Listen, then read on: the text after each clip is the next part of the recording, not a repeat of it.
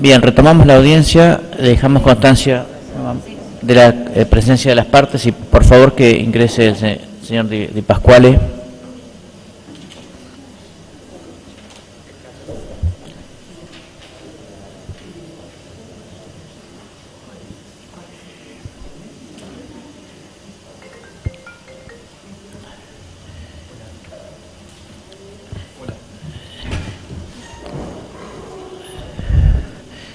Señor Sosa, esté atento a lo que va a oír. La audiencia continúa bajo las mismas condiciones en que se ha desarrollado todo el juicio. Sí, cómo no.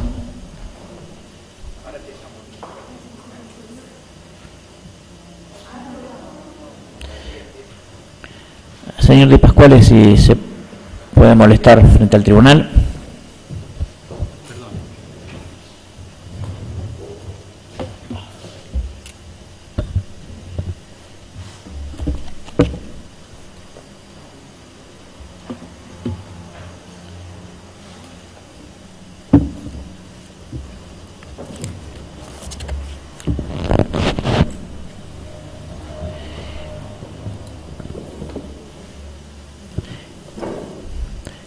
Bien, vamos a continuar entonces con su declaración indagatoria.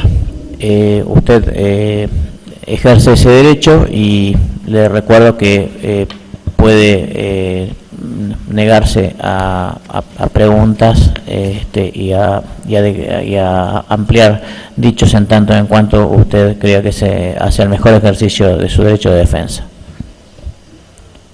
Lo escuchamos.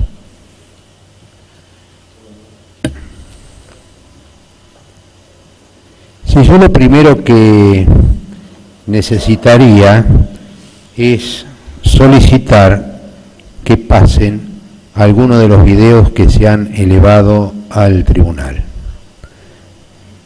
Sería interesante, porque forma parte de mi declaración, poder ver el video Argentina en Guerra y como mínimo las declaraciones de Gorriarán Merlo. Esto lo pido formalmente. Bien, lo tenemos presente.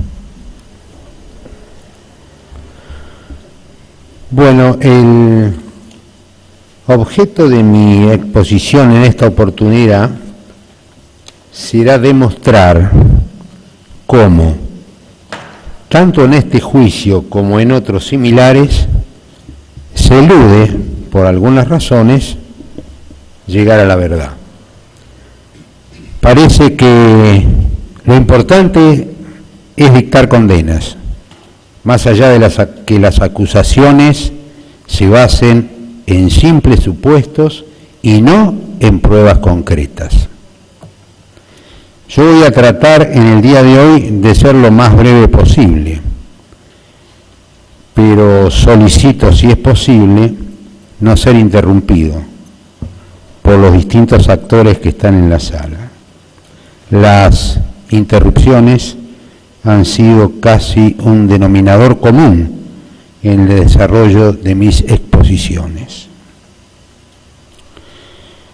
En mis dichos anteriores, creo haber aclarado debidamente que no cometí ninguno de los delitos por los cuales soy imputado, como asimismo que las supuestas pruebas con las que fundamentaron mi elevación a juicio son inválidas en mi caso. He demostrado que no hay ninguna prueba concreta que permita inculparme o relacionarme con los hechos que se analizan en este tribunal. No hay indicios, no hay evidencias y menos aún certezas. Que yo haya cometido en forma activa o pasiva algunos de los delitos que me imputan. Pero pese a ello, llevo 4 años en lo que se denomina prisión preventiva, tiempo en el que he permanecido en cárceles federales sin ningún tipo de privilegios como se los exigen normalmente los querellantes a los tribunales. Pero entonces me pregunto, si no cometí ningún delito, de lo cual estoy seguro, ¿por qué estoy detenido?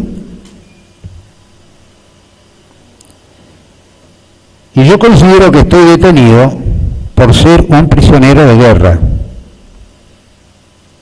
¿Por qué me considero un prisionero de guerra? Porque los prisioneros de guerra son detenidos simplemente por formar parte del ejército enemigo. No es necesario imputarle un delito. Por eso hoy vemos detenidos cabos, subtenientes, tenientes o simples agentes de policía. Solo basta con que hayan formado parte de la otra fuerza. Lo curioso es que la otra fuerza, de la que yo formaba parte, eran las fuerzas legales de la nación, que se defendían de una agresión internacional llevada a cabo, en su mayoría, por jóvenes argentinos, en muchos casos adoctrinados y adiestrados militarmente en Cuba. Lo novedoso de esta etapa en fase de la guerra revolucionaria, que yo he denominado anteriormente como terrorismo judicial, es que han buscado artilugios desde la misma Corte Suprema de Justicia de la Nación para que las detenciones y las posteriores condenas parezcan producto de procesos legales. Para ello han empleado a la justicia federal, para que haga el trabajo de darle forma a todo lo que el gobierno llama política de derechos humanos. Política de derechos humanos que se transformó rápidamente en uno de los negociados más grandes y escandalosos de la historia argentina. Por ello se ha puesto en el tapete fundamentalmente dos figuras delictivas: partícipe necesario y asociación ilícita. Solo gente muy rica en carencias de conocimientos sobre el funcionamiento de un ejército pueden considerar válidas estas figuras delictivas para acusar a integrantes de las Fuerzas Armadas. Tampoco puedo dejar de expresar que todo lo que se está haciendo va a llevar a la destrucción definitiva de la justicia. Justicia que ya no es creíble para la mayoría de la sociedad. La justicia ha sido condicionada y presionada. En la parte final de mi exposición voy a demostrar lo que estoy diciendo. Y reitero una vez más que me considero un prisionero de guerra. Y por más esfuerzo que hagan, no van a lograr convencerme que este es un proceso penal que se ajusta a derecho. En mi exposición anterior, del 20 de febrero de este año, dije textualmente: tanto los integrantes de este tribunal, como asimismo todos los funcionarios judiciales que actúan en este tipo de causas, como también todos los que tienen el título de abogado, saben que en un proceso penal lo único válido es la prueba. Con todo lo demás se puede jugar, con la prueba no. Saben además que sin plena prueba no hay prueba. Pero en este proceso, se han producido hechos que me permiten reafirmar mi condición de prisionero de guerra. Solo voy a enunciar algunos. La bandera de ley ha flameado en la puerta del predio durante todas las sesiones que se desarrollaron en esta sala. Los asistentes al juicio, me refiero al público presente, en una oportunidad han expresado a viva voz que formaban parte del OARP.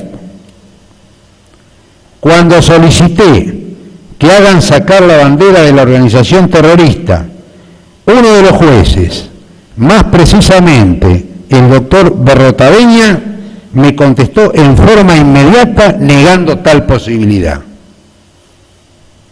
Han resuelto que un familiar directo de un desaparecido sea fiscal en este juicio, donde se tratan algunos casos de desaparición de personas.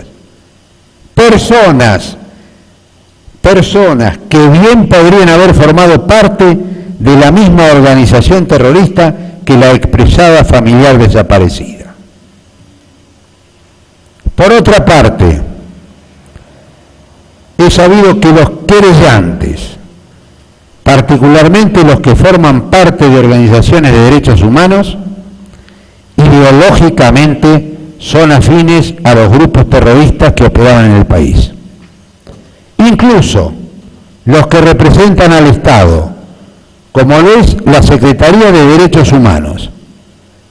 Al respecto digo que esa Secretaría fue organizada y conducida hasta el día de su muerte por el doctor Duhalde, a quien califico como un eximio terrorista y falsificador. Señor Di Pasquale, mire al frente. Pero yo no puedo aceptar que el señor... No escuché lo que dijo, así bueno, que... por favor, ocúpese de su métier y... Bueno, voy a repetir que el doctor Duhalde es un eximio terrorista y falsificador. La audiencia no es para difamar a nadie. No estoy difamando porque acá tengo las pruebas. Ni para formular juicios de valor. No estoy difamando. Ese señor ordenó mi detención y tengo la nota acá. Señor Di Pasquale, es su opinión y usted no debe ofender a nadie. No lo estoy ofendiendo. Haga ejercicio de su derecho de defensa sin ofender a nadie. No lo estoy ofendiendo. Aquí lo estamos tratando con respeto. Yo también lo trato con respeto. Yo no estoy discutiendo si estuvo mal o estuvo bien. Yo digo que el señor era un eximio terrorista y le voy a presentar pruebas. La atribución de una conducta delictiva no es algo que se deba tolerar en la audiencia. Bueno, usted está atribuyendo la posible comisión de un delito y eso no corresponde en este ámbito. Yo voy a mostrar esta foto al tribunal. Esta foto es del año 1972. 1972 y está tomada en Chile. Acá vemos a Osatinski, Santucho y Vaca Narvaja. Si ustedes observan bien, detrás hay un pizarrón con unas siglas de las organizaciones terroristas argentinas. En ese mismo marco, ahora muestro una fotografía donde está Osatinski, el doctor Duhalde, Quieto y el doctor Gustavo Roca. Esta gente es la responsable de la fuga de Trelew y es la responsable de la muerte de un agente del Servicio Penitenciario Federal. Quedó su mujer con 4 hijos. Estas fotografías quiero que queden en el expediente. Pero dije otra cosa más, que era un falsificador. Hay un doctor... señor Di Pasquale, y le vuelvo a insistir en que omita la atribución de delitos. Yo no soy quien para atribuirle un delito al señor. En última instancia son ustedes los que atribuyen los delitos, no yo. Usted en su decir le está atribuyendo la comisión de un delito, y eso en el sistema penal argentino se llama calumnia. Bueno, que me haga un juicio por calumnia. Bueno, pero yo como presidente del tribunal no debo tolerar, así que le invito nuevamente a que usted sea parte de ese tipo de calificaciones. Puede defenderse plenamente sin atribuir la posible comisión de delito a otra persona. Lo que pasa es que este señor tiene la nota firmada y donde a mí me ordena detener. Yo la tengo acá, la nota, señor. O sea, yo le pido que se concentre en los hechos de la causa y continúe adelante. Estaba hablando de mi detención por eso que yo le hice esta explicación. Pero para que no parezca que estoy creando alguna figura extraña, yo en este libro son 2 renglones, acá se ha leído un montón de cosas, incluso poesías, y yo las he tomado como parte de la defensa o de lo que fuere de otros señores. Acá hay un ejemplo, son 5 renglones. No, léalo, lo que yo le digo que debe omitir es la atribución de delitos a otras personas, y calificaciones de dudosas. Continúe con su argumento. Yo le leo esto. Esto lo escribió, es un reportaje a Lucio Garzón Maceda, que era compañero de ruta del doctor Duhalde. Dice, por ejemplo, el ex secretario de Derechos Humanos, Eduardo Luis Duhalde, era un falsificador de pasaportes de primera. Tenía todo un equipo. Duhalde es un santo de mi devoción. Gracias a él, yo pude salir del país al comienzo de la dictadura en abril de 1976, porque ni el Ejército Revolucionario del Pueblo ni Montoneros quisieron darnos pasaportes a mí y a Gustavo Roca, un amigo de Che Guevara. Decían que los pasaportes eran para los combatientes. O sea, que no lo acuso yo, el que lo acusa es su compañero Lucio Garzón Maceda, por eso digo.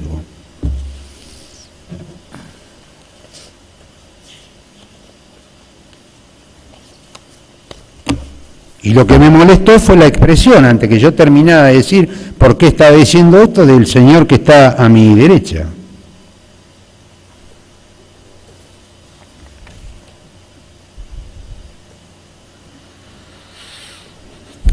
Pero además, en todo este proceso que me ha llevado a juicio, se han violado artículos de la Constitución Nacional. Me refiero al artículo 18, que integra la primera parte de la Constitución, y al artículo 75, inciso 22. Se han violado principios jurídicos básicos, se han aplicado leyes con retroactividad, se me ha sacado de mis jueces naturales, se han aceptado la anulación de leyes de un gobierno constitucional, y en nombre de los derechos humanos se violan derechos humanos que están claramente establecidos en el Estatuto de Roma de la Corte Penal Internacional hoy vigente. Pero, como si todo lo que he expresado fuera poco, no cabe duda la inclinación de la propia Presidenta de la Nación. Como una imagen vale muchas veces más que 1000 palabras, ¿cómo puedo yo defenderme si la titular del Poder Ejecutivo se saca una foto con un cuadro de Che Guevara? ¿Cuáles son las condiciones mías de defensa ante esta situación? Por eso digo que soy un prisionero de guerra. Y les recuerdo que este amigo, el Che Guevara, dijo que el odio como factor de lucha, el odio intransigente al enemigo, que impulsa más allá de las limitaciones del ser humano y lo convierte en una efectiva, violenta, selectiva y fría máquina de matar. Nuestros soldados tienen que ser así. Un pueblo sin odio no puede triunfar sobre un enemigo brutal. Esto lo dijo el Che Guevara el 16 de abril de 1967 en la Tricontinental. En esta fase de guerra revolucionaria, me refiero a la que yo he denominado como terrorismo judicial, un prisionero de guerra es un sujeto al que el poder político, en este caso a través de la justicia, le suprime sus derechos constitucionales, fingiendo que sí se los otorga cuando en realidad no se los concede. A los prisioneros de guerra, en esta pseudo-democracia, se los priva de todos los derechos, pero se monta toda una escenografía, como la que hoy tenemos en todos los tribunales del país, que pretende dar la impresión de que gozan de esos derechos. Es así de sencillo, señores. Soy un prisionero de guerra, detenido en mi propio país, por haber formado parte de las fuerzas legales hace más de 40 años, envuelto en un conflicto ideológico fomentado y conducido por fuerzas extranjeras.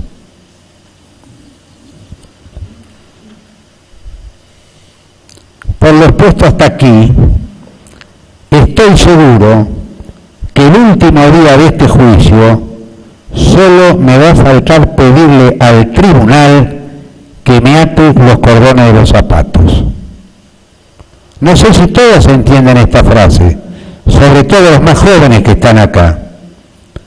Fueron estas las últimas palabras del general Aramburu antes que los montoneros lo asesinaran después de un denominado juicio revolucionario.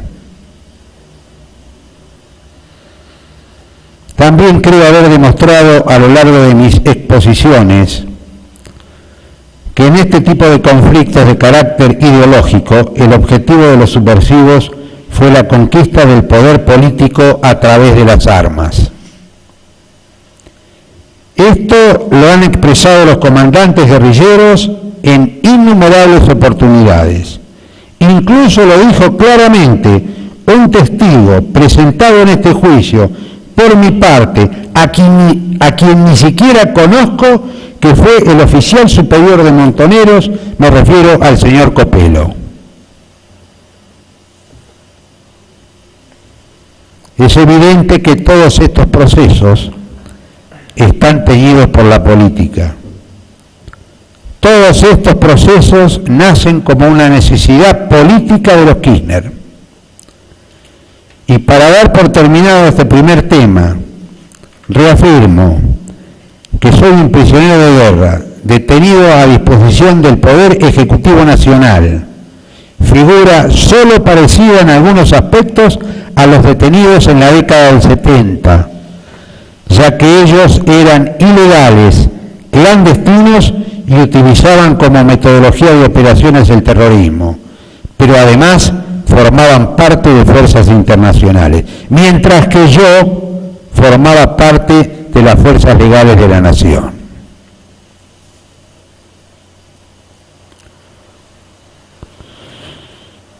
He nombrado fuerzas extranjeras y referente a esto recuerdo que a lo largo de mis exposiciones anteriores he nombrado reiteradamente a Cuba como el Estado extranjero que facilitó el adoctrinamiento y adiestramiento de los ejércitos guerrilleros que operaban en el país. Hoy lo ratifico y yo he llevado fotografías tomadas en Cuba con los dirigentes montoneros, incluso estos que están acá en Cuba adiestrándose. Pero Cuba era y es un país chico, sin medios, sin tecnología, con una de las más pobres economías de la región, manejada por la misma persona desde 1959 hasta el día de hoy. Entonces, ¿cómo pudo esa republiqueta infectar todo el continente? Hay una clara respuesta. Cuba no podría haber hecho lo que hizo sin la connivencia con Estados Unidos. Hechos implícitos. Esta es la verdad, esto es lo que nadie dice. Por eso yo pretendía que en este juicio fuera convocado el señor Massetti, Jorge Massetti, integrante del ERP y ex oficial de inteligencia cubano. Lo negaron. Él hubiera dicho la verdad sobre esta cuestión. O sea que esto no es un problemita interno que se resolvió acá en la Argentina. Ustedes me van a decir a continuación, o me pueden decir, ¿qué tiene que ver esto con los casos de Neuquén? Si me dan un minuto más, voy a demostrar que esto tiene relación con lo sucedido en Neuquén, por lo menos con algunos casos que se han planteado en esta sala. Todos asociaban a Cuba con la Unión Soviética. No es tan así en lo referido a la guerra revolucionaria, aunque tampoco se pueden negar los estrechos puntos de contacto entre ambos estados. la ex Unión Soviética tenía buenas relaciones con el gobierno militar. Voy a dar muestras de eso, muy breve. El embargo cerealero a Rusia gestionado por Estados Unidos, la Argentina con la dictadura militar se niega a cumplirlo. Las relaciones estrechas entre el Partido Comunista con el gobierno militar.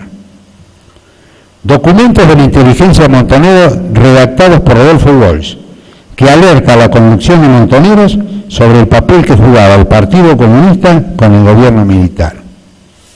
Serias discusiones en España entre una comisión gremial de Montoneros y una comisión gremial del Partido Comunista Argentino.